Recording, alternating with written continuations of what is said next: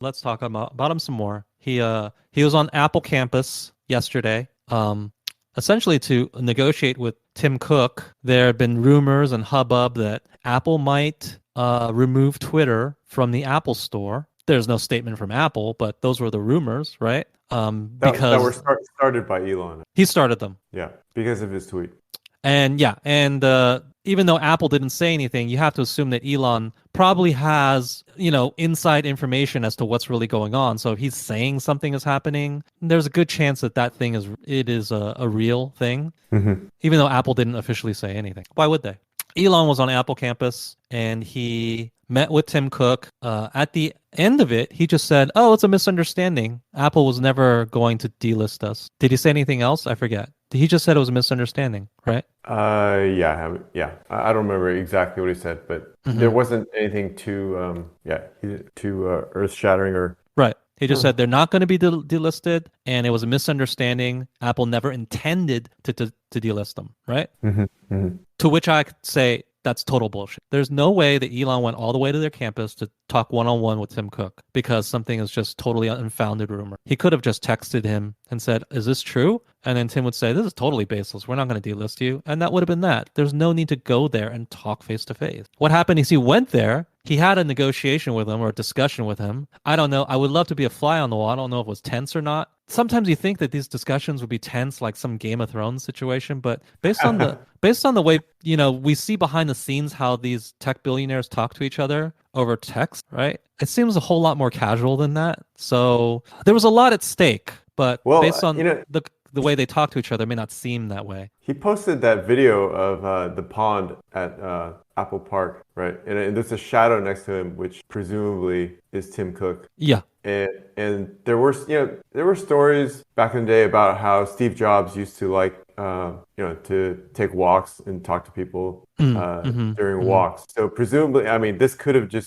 whole thing could have been settled during while they were walk. talking. Yeah, it's possible Around Apple Park. Right. Yeah. So I think that's BS. He went there. Apple was considering it.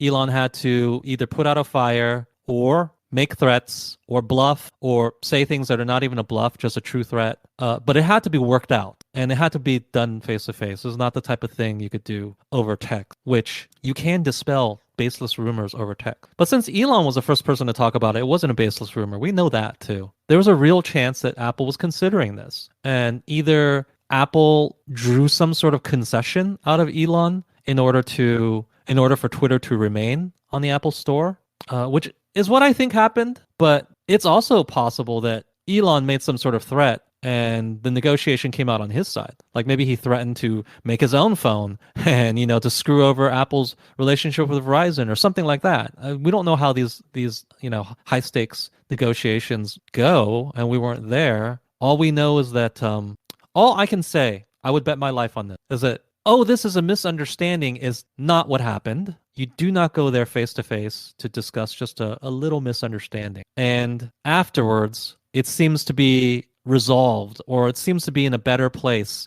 than it was before. And for now, at least, Twitter is not going to be removed from the Apple Store. Those are the only things I feel safe in saying. I don't know who got the better end of whatever discussion they had, but it seems to be resolved at the moment. What's your perception on the balance of power between Apple and Twitter before the talks? I think Apple still has a little bit of an edge, a little leverage on them. So you think you think Twitter needs Apple more than vice versa? Yes, for now. Unless Elon really can and is serious about doing his own phone, I think that would harm Apple. They don't want a whole new phone entering and taking away market share. And what if Elon can hook up his phone to his internet, Skylink or whatever, right? Starlink. Yeah. That could be a problem for Apple. They like the balance of power. They like the market where it is right now. They don't want any big introduction into it. And it could be that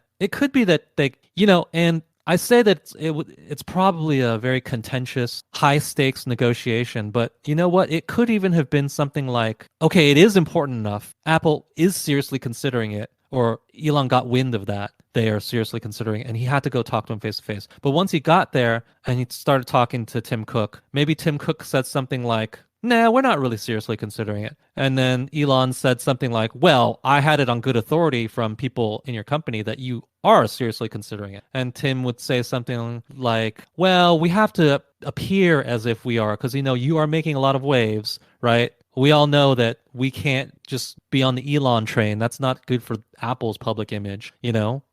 So we have to, intimate that maybe we're going to do something to you, and that will keep our allies or our advertisers or whatever off our backs, because they think, oh yeah, maybe Apple will do something, and we just need to hold that carrot out for these people to make them think that we might come in and lay the smackdown on Twitter at some point, and that will just satisfy them. But then we'll just keep them placated with the carrot, right? That's the thing about the carrot. You never get the carrot. It's just dangled in front of your face indefinitely, right? That's how the carrot works. That's something that's not often said. The carrot, you never get it. You just keep going forward trying to get the carrot. And maybe that is what Apple said is going on. And Elon would just respond, "Oh, okay, that's fine. I don't care then. As long as we stay on your store, then I'm good." And then he left. And then he would just say something like, "It's just a misunderstanding." He wouldn't spill all the beans, of course. It could have been a Yeah. meeting like that. It could have been along those lines. It didn't necessarily have to be